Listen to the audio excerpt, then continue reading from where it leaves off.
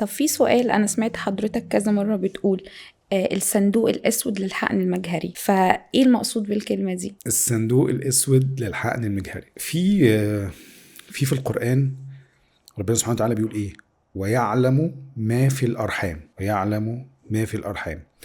ما دي زمان المفسرين كانوا بيفسروها اللي هي يعرف ربنا سبحانه وتعالى ذكر ولا انثى.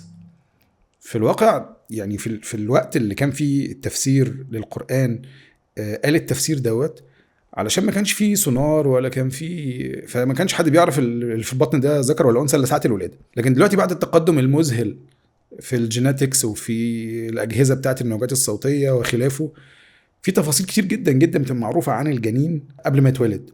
فكلمه ما دي، كلمه ويعلم ما في الارحام، يمكن انا ما قريتش فيها كتير قوي، ولكن من وجهه نظري انا ان المقصود بيها ان ربنا سبحانه وتعالى يعلم اللي في البطن دوت ذكر ولا انثى، هل هو سقط ولا مكتمل، هل هو كامل ولا مشوه، هل هو هيتولد كامل الاشهر الرحميه والاسابيع الرحميه، ولا هيتولد يبقى طفل مبتسر مثلا ويدخل الحضانه.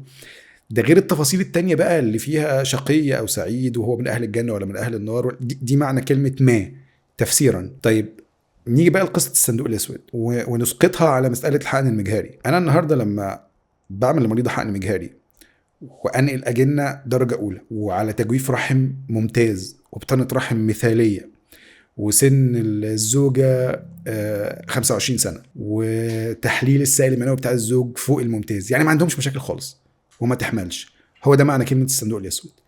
انه انا بعد ما نقلت الاجنه داخل تجويف الرحم كل ما يحدث بعد ذلك يخضع، وقبل ذلك طبعا، ولكن انا اقصد انه قبل ذلك ممكن يكون عندنا مشاهدات. يعني احنا عارفين الحيوانات المنويه وضعها ايه، عارفين البويضات وضعها ايه، عارفين انقسامات الاجنه شكلها ايه، ولكن بمجرد ما نقلت الاجنه اللي انا عارف وضعها وعارف جودتها وعارف سن السيده وعارف التفاصيل التانية دي كلها، نقلتها داخل تجويف الرحم، خلاص احنا دلوقتي بقينا في الصندوق الاسود.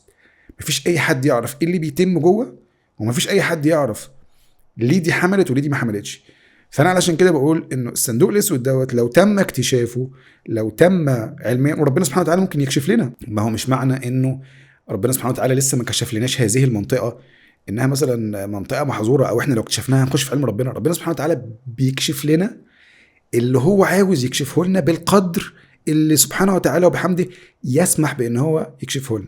فممكن في وقت معين بعد كده يتم اكتشاف، يخترعوا مثلا كاميرا معينه او منظار معين بيرصد الانقسامات داخل تجويف الرحم. لو ده حصل نسب الحقن المجهري هتعلى جدا جدا جدا، وهيبقى عندنا تفسير ليه السيده ديت حملت، ليه السيده ديت ما حملتش، ليه السيده ديت حصل حمل وما كملش انقسامات، ليه السيده دي حملت وبعد شهر ولا 2 النبض وقف.